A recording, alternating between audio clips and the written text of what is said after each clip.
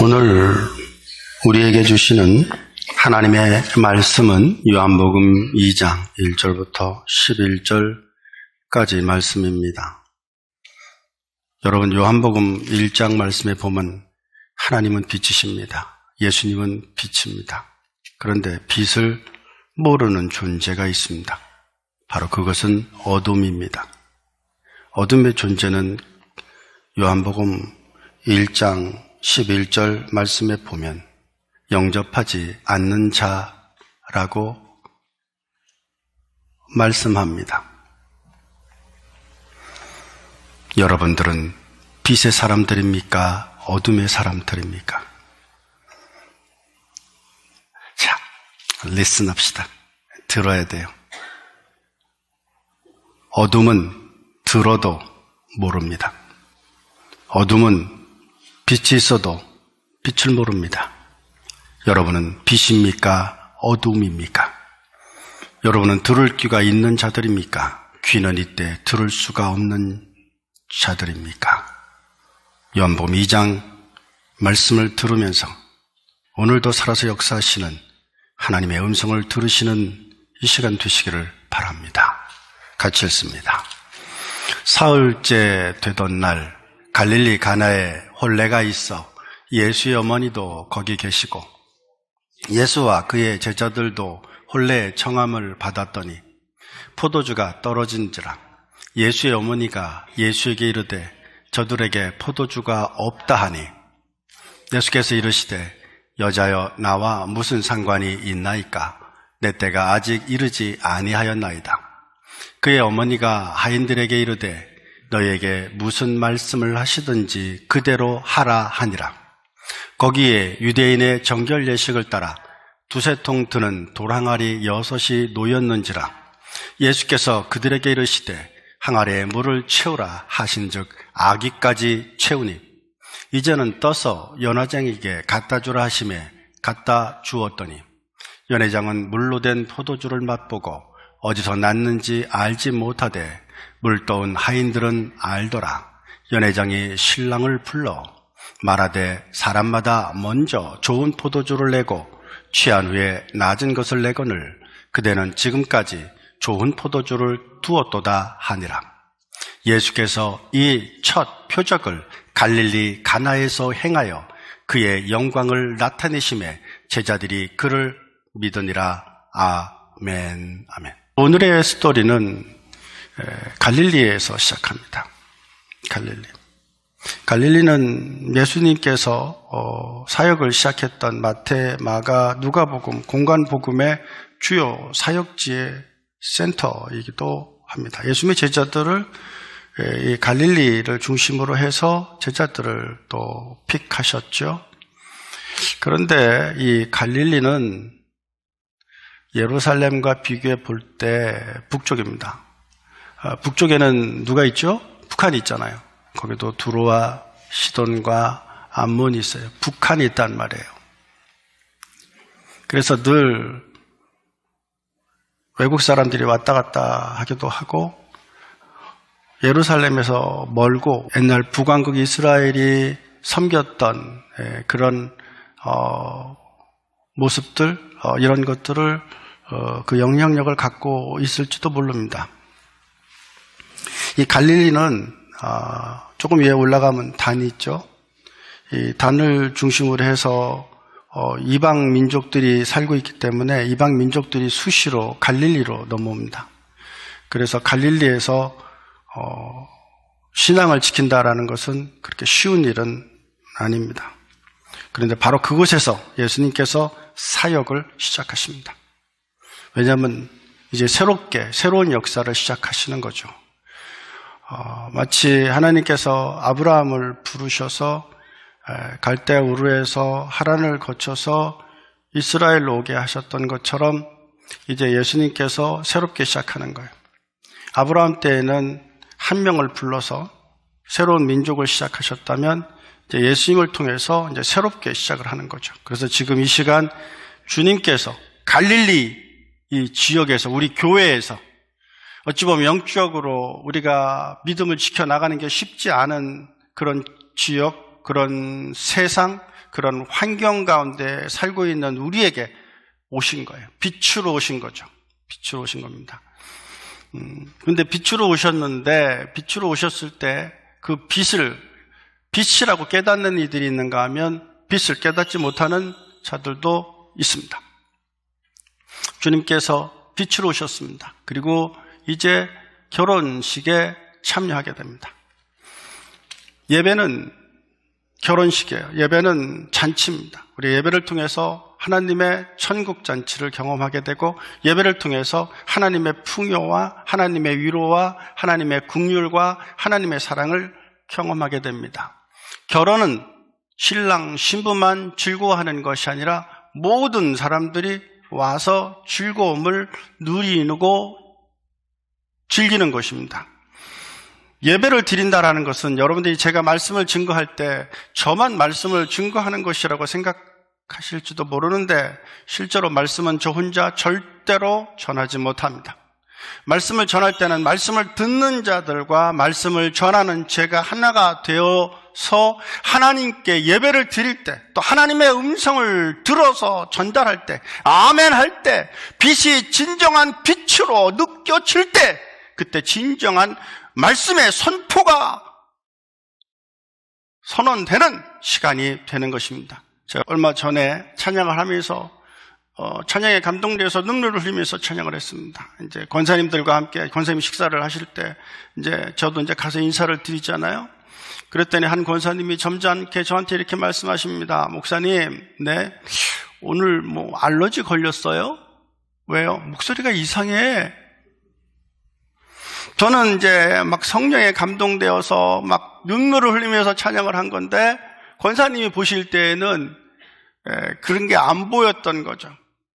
똑같은 눈이 있고 똑같은 귀가 있고 똑같은 심령이 있어. 그분을 뭐라고 그러는 게 아닙니다. 그분을 뭐라고 그러는 게 절대로 아닙니다. 우리가 같은 시간에 예배를 드리면서도 불구하고 한 마음이 되지 못할 수 있다는 사실, 우리가 늘 깨달아 알고 말씀에 집중할 수 있는 우리 모두가 되실 수 있기를 바랍니다. 아침에 김하은 자매가 오늘 성가대에서 바이올린을 같이 연주하기 때문에 튜닝을 하더라고요. 그런데 피아노 반주를 해서 음을 쳐달라고 그러고, 그 음에 피아노 음에 바이올린 음을 맞추는 것을 봤습니다. 근데 땡 한번 했더니 그렇게 한번 하지 말고 계속 쳐달래요. 그러면서 거기에 맞춰서 음을 맞히더라고요. 한 번만 들어서는 음을 맞추기가 쉽지 않기 때문이겠죠.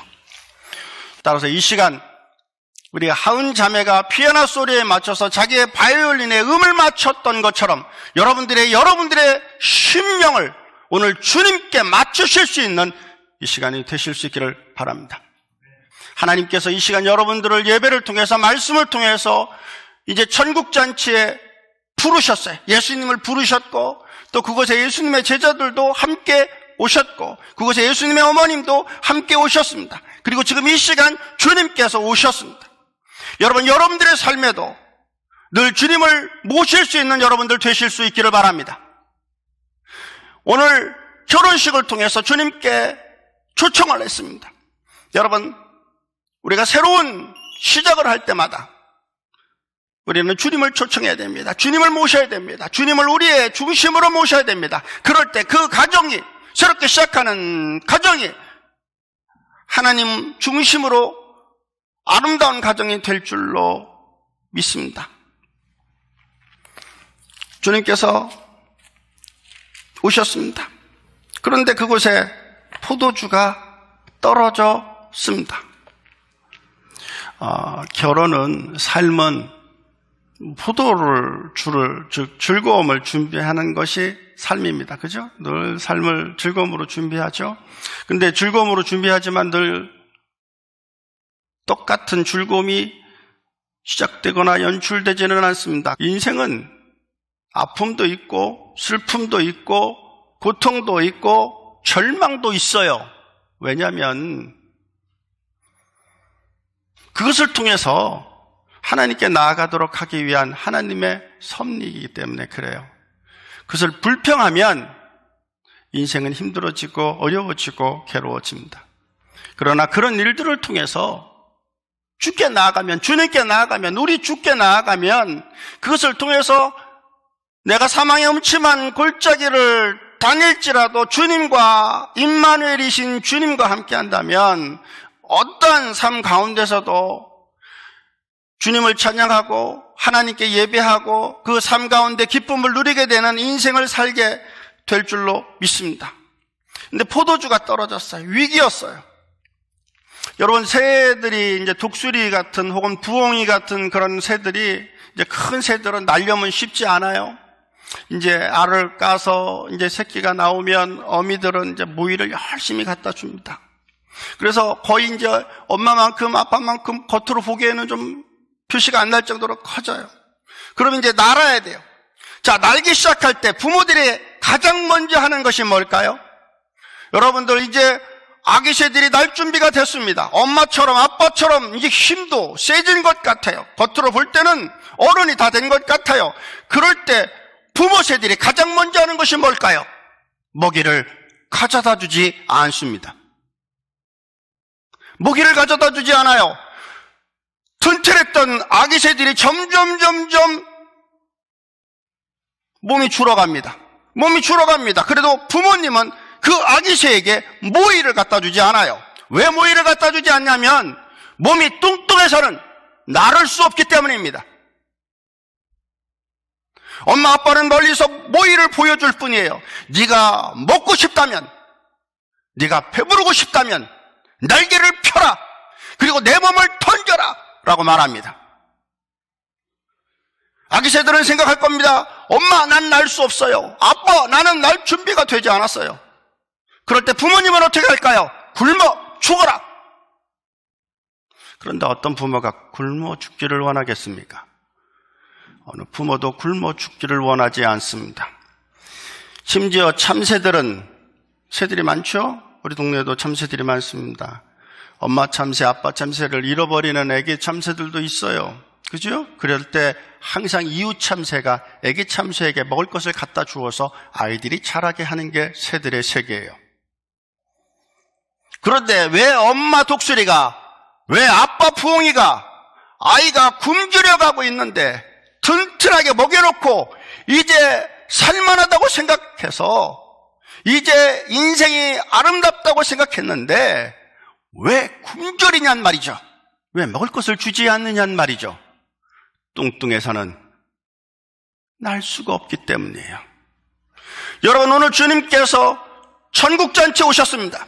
그런데 왜 천국잔치하는 그날 위기가 발생했을까요? 그것은 그 위기를 통해서 주님께 나아가도록 하시기 위한 하나님의 배려가 아니고 무엇이겠습니까?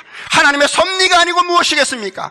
오늘 이 갈릴리 가나에서 이루어졌던 이 표적은, 이 기적을 통해서, 더 사인스, 더 미라큘러스 사인을 통해서 주님께서 원하시는 것은 믿음으로 나아가는 겁니다. 그리스도께 나아가라는 것입니다. 주님께 나아가라는 것입니다. 그러기 위해서는 위기가 있어야 된다는 거예요. 그 위기를 통해서 주님께 날개를 펴고 날아가라는 것입니다. 그럴 때 주님께서 우리를 안아주시게 될 줄로 믿으시는 여러분들 되실 수 있기를 주의 이름으로 축원드립니다. 지난주에 제가 이사를 했습니다. 교회 근처로 이사를 왔는데요. 이사 오니까 이제 우리 집 강아지를 새 집에다 놓고 예전에 살았던 집에서 이제 물건을 가지고 이제 새 집으로 이제 물건을 며칠 정도 옮겼습니다. 그런데 이제 처음에는 이제 강아지가 예전에 살았던 집에 있었는데 얘가 이상해, 행동이. 자꾸 짐이 없어지니까 불안했었나 봐요. 얘가 개인데도 안 와봐요. 짐이 자꾸 주인이 가지고 나가니까 자기 버리고 가려고 그러나 이런 생각을 하는 것 같은 그런 느낌이었습니다. 그리고 이제 어느 정도 짐을 옮기고 난 다음에는 새 집으로 이제 강아지를 데려다 놓고 저희들은 이제 올해 이제 올드완 집에 가서 이제 청소를 좀 오랜 시간을 했습니다. 그리고 집에 왔더니 아뿔싸 우리 집 강아지가 이제 13살이 좀 넘었거든요. 집에서는 오줌도 안 싸고 똥도 안 쌉니다. 그런데 똥을 아주 잔뜩 해놨더라고요. 그리고 오줌도 흥건하게 해놨어요. 불안했었나 봐요. 그런데 뭐 걔한테 뭐라고 할 수는 없잖아요. 걔가 불안해서 그런 거니까. 그래서 강아지 똥도 치워주고 또 오줌도 치워주고 그렇게 했습니다. 그러면서 강아지를 다시 옛날 집으로 데리고 갔어요. 옛날 집에 갔더니 아무것도 없잖아요. 그죠? 아무것도 없는 데서 몇 시간 같이 강아지랑 엄마랑 이제 있게 하고 다시 데려왔습니다. 지금 조금 많이 캄다운 된 것 같아요. 강아지들이 똥오줌을 싸는 이유가 자신의 집이라는 것을 마킹하기 위해서라기도 하기도 하고 또 어떤 분들은 불안해서 그렇다라고도 하는데 실제로는 강아지는 자기 집 안에서는 똥도 안 싸고 오줌도 안 싸요. 자기 집 안에서 자기 개집이 만약에 집에 강아지 집이 있다면 그 강아지 집 안에는 똥도 안 싸고 오줌도 안 쌉니다. 자기가 자는 곳에는 안 싸요.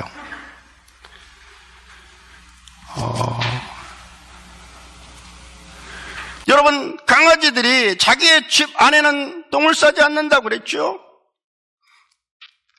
여러분들의 삶에도 위기가 있을 수 있어요. 그때 여러분들의 집을 무엇으로 만들어 놓으실 생각이십니까? 강아지들도 자기 집에는 똥과 오줌을 싸지 않아요. 여러분의 가정에 무엇을 채워 넣으시고 계십니까? 아름다움으로, 복됨으로, 긍휼함으로, 사랑으로, 헌신으로, 기도로, 찬양으로, 말씀으로 채워 놓으실 수 있는 우리 모든 가족분들 다 되실 수 있기를 바랍니다. 주님은 오늘 이 기적을 갈릴리 가나에서 하셨는데 첫 번째라고 말씀하세요. 첫 번째라는 말은 두 번째도 있고 세 번째도 있고 네 번째도 있고 지금도 있고 앞으로도 있을 것이다라는 말씀이 아니고 무엇이겠습니까? 여러분, 주님께 나오십시오. 그러면 주님께서 갈릴리 가나에서 행했던 그 물을 포도주로 바꾼 그 역사를 여러분들에게 허락해 주시는 역사가 있게 될 줄로 믿습니다. 주님의 어머니께서 주님께 나오셔서 주님께 말합니다. 예수님, 포도주가 떨어졌습니다. 축제에서 가장 중요한 음식이 떨어졌다는 거예요. 그래서 주님께서 이제 말씀하시죠. 어머니, 저한테 그런 말씀하시는 게 좀 부담됩니다. 왜냐하면 저는 아직 제가 행동할 때가 아직 되지 않았습니다. 그때까지 좀 기다려 주시면 어떨까요? 라고 어머니에게 정중하게 아들이 부탁합니다. 이때 어머니가 종들에게 말하기를 예수님께서 무엇이라고 말씀하시던지 그대로 하라고 말합니다. 여러분, 주님께서 여러분들에게 무엇이라고 말씀하시면 그 무엇이라고 말씀하시는 것을 그대로 따라서 하실 것입니까? 아니면 여러분들이 생각해보고 여러분들 생각에 하나님 이것은 받을 만합니다 하고 오케이, 이것은 no thank you예요, 못 받겠습니다 하고 안 받고 하십니까? 이 종들은 어머님이 말씀하셨어요. 여러분, 하나님을 믿는 사람들이 정말로 진심으로 이야기할 때는 그 말에 귀를 기울이고 그 말에 반응할 수 있는 우리 모든 가족분들이 다 되실 수 있기를 바랍니다. 어머님이 종들에게 말하자 종들이 어머니의 말에 반응을 합니다. 그리고 예수님께 묻습니다. 어떻게 할까요? 예수님이 말씀합니다. 거기 보면 유대인의 정결 예식을 따라서 두세 통 되는 한 20갤론 정도 혹은 30갤론 정도 되는 통들이 있었는데 6개가 있다는 거예요. 7개도 아니고 6개죠. 또 손 씻는 물을 담아놓는 이제 그런 물통이죠. 그래서 이제 사람들이 오면 바가지로 물을 퍼서 손도 닦아주고 다리도 닦아주고 하는 그런 곳입니다. 근데 그곳에다가 이제 물을 채우라고 말씀하세요. 그런데 종들은 왜 채우라는지 알지 못해요. 그냥 주님이 말씀하시니 주님의 말씀에 순종합니다. 여러분들은 주님이 말씀하시면 여러분들이 이해할 때까지 기다리십니까? 아니면 주의 말씀하시면 주의 말씀에 그저 순종하십니까? 여러분, 주님이 말씀하시면 그 말씀에 그대로 순종하실 수 있는 그런 우리 모든 가족분들 다 되실 수 있기를 바랍니다. 비록 여러분들의 생각에는, 여러분들의 판단에는 이해되지 않는다 할지라도 주님이 말씀하시면 그 말씀에 반응하실 수 있는, 그 말씀에 순응할 수 있는, 그 말씀에 따르실 수 있는 여러분들 다 되실 수 있기를 바랍니다. 주님의 말씀에 순종을 해요. 그런데 주님께서 물을 채우라고 그랬더니 어디다 채우냐면 아귀까지 채워요. 가득 채웁니다. 넘치도록 채웁니다. 막 흘러 넘치도록 채워요. 저는 이 종들의 태도도 상당히 대단하다 싶어요. 왜 물을 채우라는지도 모르는데 물을 채우는데, 그 물을 채우는데 그냥 대충 채우는 게 아니고 가득 채워요. 여기서 이 종들의 태도를 통해서 무엇을 볼 수 있냐면 무엇을 하든지 최선을 다해야 된다는 거예요. 여러분들이 아마 지금은 여러분들이 생각할 때 허접한 그런 일을 하실지도 모릅니다. 나 같은 사람은 이런 일들을 하기에는 나는 이것은 그냥 잠깐 하는 것이야 라고 생각할지 모릅니다. 그러나 그런 사람은 하나님의 역사를 경험할 수가 없어요. 하나님의 은혜를 경험할 수가 없어요. 아무리 작은 일이라도 하나님을 섬기듯이, 예수님을 섬기듯이, 주님을 섬기듯이 최선을 다해야 됩니다. 그러면 그것이 15불짜리의 일이라 할지라도, 혹은 그것이 미니멈 웨이지의 일이라 할지라도 하나님께서 그 일을 통해서 여러분들에게 작가를 하게 할 수도 있고, 그 일을 통해서 간증을 하게 할 수도 있고, 그 일을 통해서 사람들을 이해할 수 있게 되는 사람으로 성장시켜 주신다면 그것이 어찌 단순히 15불의 일에 불과하겠습니까? 그것이 어찌 단순히 15불, 20불, 30불짜리에 불과하겠습니까? 여러분들이 생각하는 그 하찮은 허접한 그런 것이 오히려 여러분들의 인생을 통해서 돈으로 가치를 따질 수 없는 그런 은혜를 하나님께서 허락해 주실 것이라고 믿고 자신에게 주어진 일들에 최선을 다하실 수 있는 우리 모든 하나님의 백성들 되실 수 있기를 바랍니다. 저는 교회에서 성도들에게 일을 부탁해 봅니다. 일을 부탁해 보면 이 사람이 성공할 사람인지 아니면 이 사람이 실패할 사람인지 쉽게도 알 수 있습니다. 작은 일이라고 무시하고 함부로 하고 대충 하고, 여러분 안 보이는 것 같죠? 안 들리는 것 같죠? 모르는 것 같죠? 다 압니다. 모를 수가 없어요. 샅샅이 압니다. 저는 무절히 알아요. 우리 하나님은 어떠실까요? 여러분들이 하는 행동에 대해서 하나님께서 심판하시지는 않아요. 그러나 여러분들은 다 아시잖아요. 여러분들은 다 기억하실 거예요. 여러분들은 아무것도 잃어버리시는 것이 없으세요. 그래서 하나님 앞에 서게 될 때 하나님께서 여러분들을 보시면 여러분들이 행하셨던 모든 일들을 여러분들이 다 기억해내실 거예요. 우리는 영혼 속에 있기 때문에 여러분들이 기억하는 그것이 시간과 개의치 않아서 여러분들의 모든 에브리띵 디테일하게 기억하게 될 때 여러분들이 하나님 앞에 부끄럽지 않은 인생을 살아내실 수 있는 우리 모든 가족분들 다 되실 수 있기를 주의 이름으로 부탁드립니다. 주의 이름으로 부탁드립니다. 그래서 작은 일에서부터 최선을 다하실 수 있는 우리 모든 가족분들 다 되실 수 있기를 바랍니다. 하나님은 늘 최선을 다하셨습니다. 그리고 모든 인생에 하나님께서 흔적을 남겨주셨습니다. 그래서 우리의 머리카락 하나하나에도 하나님께서는 그 모든 기록을 남겨 놓으셨던 것입니다. 얼마 전에 집사님 한 분께서 이런 시를 하나 보내줬어요. 노래이기도 하죠. 국로루 산울림 달빛 타고 흐르는 밤. 여기서 나오는 이 국로로는 사향로로입니다. 이것이 이제 6.25 전쟁 때 아마 기록한 모양인데 6.25 전쟁을 끝나면서 거의 40년간 한국에는 사향로로가 한 마리도 보이지 않았습니다. 한 20여 년쯤에 한 다큐멘터리 작가인 윤순태 감독이 강원도에서 그냥 사진 한 장 찍었는데 자신이 알지 못하는 사슴이 한 마리가 찍혀서 동물 전문가한테 가서 보여줬더니 사양사슴이래요. 그런데 그렇게 얘기하면서도 학자들은 아무도 믿지 않았습니다. 왜냐하면 한국에서는 40년이 넘도록 사양사슴을 발견한 적이 없기 때문이랍니다. 그랬더니 이 윤순태 다큐멘터리 감독이 그날부터 자신이 사진을 찍었던 그 지역을 중심으로 사양사슴을 찾기 시작했는데 거의 1년 반 동안 찾았습니다. 그런데도 찾지를 못했습니다. 그러던 어느 날 사슴이 지나다니는 길목에 새로 된 철망들이 이렇게 있는데 그 철망에 털들이 있는 모습을 봤어요. 여러분 관심이 있으면요, 사슴 털만 봐도 이게 어떤 동물의 털인지 알 수 있어요.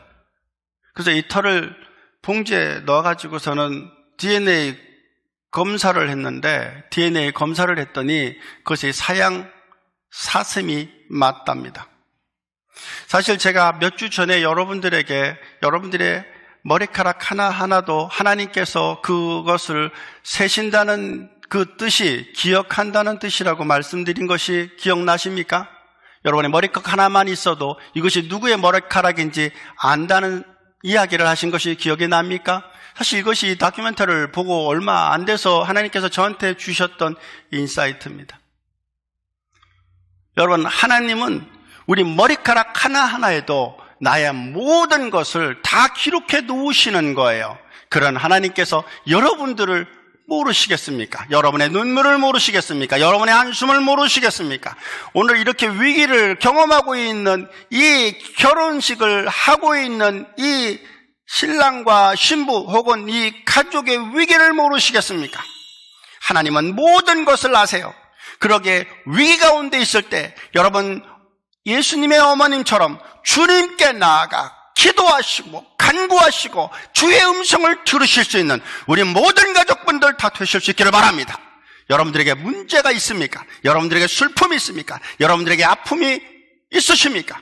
그때 우리가 해야 될 것이 무엇이겠습니까? 우리 주 예수 그리스도 그분께 나아가야 됩니다. 그 주님을 만나야 됩니다. 그 주님께 간구해야 됩니다. 그럴 때 주님께서 여러분들에게 응답해 주실 줄 믿으실 수 있는 우리 모든 가족분들 다 되실 수 있기를 바랍니다. 주님께서 이제는 그 종들에게 말하기를 그 물을 떠서 연회장에게 갖다 주라고 합니다. 그런데 이 종들이 그것이 포도주라는 것을 알고 갖다 줬는지 모르고 갖다 줬는지 저는 잘 모르겠어요. 근데 중요한 것은 주님께서 말씀하시니까 그 말씀에 순종했어요. 여러분, 연회장에 그것을 봤더니 포도주래요. 그런데 그 포도주가 어떤 포도주입니까? 여러분 생각해 보세요. 포도주는 무엇으로 만듭니까? 포도로 만들죠. 자, 오늘 성경 말씀을 보십시오. 이 성경 말씀을 봤더니 성경 말씀에 뭐로 됐냐면 9절 말씀 보세요. 성경 말씀 요한복음 2장 9절 말씀에 보면 연회장은 뭐로 된 포도주라고 그랬어요? 포도로 된 포도주가 포도주죠. 여러분, 물로 된 포도주를 본 적 있습니까? 물로 된 포도주를 마셔본 적 있습니까? 세상에 줄 수 없는 거죠. 세상에 알 수 없는 거예요. 그러므로 여러분의 상식으로, 여러분의 지식으로 하나님의 일을 예단하지 마십시오. 여러분이 예상할 수 없는 그런 일들로 하나님께서 여러분들을 지키신다는 사실, 여러분들을 보호한다는 사실을 믿으시고 주님께 나아가 주님께 간구할 때 주님께서 물로 된 포도주를 여러분들에게 선사해 주실 줄 믿습니다. 저는 믿습니다. 우리가 이해할 수 없는, 우리가 생각할 수 없는 그런 놀라운 방식으로 하나님께서 여러분들에게 허락해 주실 줄 믿으실 수 있는 여러분들 다 되실 수 있기를 바랍니다. 한 사람이 있었습니다. 이 사람은 우체부였습니다. 우체부였었는데 그만 실직하게 되었습니다. 실직하게 되자 집에 돌아왔습니다. 그리고 그 아내에게 말합니다. 여보, 나는 오늘서부터 이제 직장을 다니지 못해요. 그자 그 아내가 말합니다. 그 아내의 이름이 소피아인데 이 소피아가 자기의 남편이었던 나다니엘 호돈에게 말하기를 괜찮아. 뭐 살다 보면 뭐 직장을 잃을 수도 있지. 당신 글 쓰고 싶어 했잖아. 글 써. 남편이 말합니다. 호돈이 말합니다. 여보, 우리 못 먹고 살아. 어떻게 글을 쓰라 그래? 괜찮아. 당신이 준 돈 중에 일부를 내가 열심히 모아서 한 1년 정도는 당신 일 안 해도 먹고 살 수 있어. 그러니 1년을 내가 시간을 줄 테니까 1년 동안 열심히 글을 써. 호돈이 열심히 글을 씁니다. 열심히 글을 씁니다. 열심히 글을 씁니다. 그리고 나온 작품이 주홍글씨입니다. 인생이 망가졌다고 생각했어요. 이제 더 이상 희망이 없다고 생각했어요. 더 이상 소망이 없다고 생각했어요. 포도주에 포도가 떨어졌어요. 인생의 희망이 떨어졌어요. 낙심했어요. 근데 아내가 그 남편에게 물로 된 포도주를 주는 것 아니었겠습니까? 삶의 위기가 있습니까? 어려움이 있습니까? 고통이 있습니까? 주님께 나오십시오. 주님께 간구하십시오. 그러면 주님께서 여러분들이 예상할 수 없는 물로 된 포도주를 허락해주는 삶을 살 수 있는 여러분들 다 되실 수 있기를 바랍니다. 하나님께서 이 시간 여러분들을 통해서 하시고자 하시는 말씀을 들으시고 그 말씀을 통해서 여러분들의 삶 속에 진정한 하나님의 사람으로서의 삶을 살아나가실 수 있는 우리 모든 가족분들 다 되실 수 있기를 바랍니다. 그런데 그 물로 된 포도주를 맛봤는데 연하지 양은 어디에서 난지 알지 못했습니다. 근데 누구는 알았습니까? 물을 떠온 하인은 알았습니다. 물을 떠온 하인들은 알았습니다. 물을 떠온 사람들은 알았습니다. 여러분들은 아셔야 돼요. 세상 사람들은 예수님에 대해서 몰라도, 예수님의 놀라움에 대해서 몰라도 여러분들은 아셔야 돼요. 여러분들은 그것을 간증할 수 있어야 되고, 그것을 고백할 수 있어야 되고, 그것을 느낄 수 있어야 되고, 그것을 경험할 수 있어야 돼요. 여러분, 우리의 삶에 축제가 시작되었습니다. 그러나 그 축제 때에 따라서 위기가 올 수도 있습니다. 그 위기의 때 주님 말씀에 순종함으로 여러분의 삶 가운데 물로 된 포도주의 축복을 받아 누리실 수 있는 우리 모든 가족분들 다 되실 수 있기를 주의 이름으로 축원드립니다. 기도하십니다. 아버지 하나님, 천국 잔치를 통해서 하나님께서 늘 우리에게 풍요를 허락해 주심을 감사를 드립니다. 천국 잔치와 같은 잔치에 참여한 자들이 포도주의 떨어짐으로 인해서 난감하고 있을 때 하나님께서 그들에게 세상에 줄 수 없는 아름다운 물로 된 포도주를 허락해 주셨던 것처럼 이 시간 우리 모든 성도들에게 물로 된 포도주를 허락하여 주옵소서. 예수 이름으로 기도했습니다. 아멘.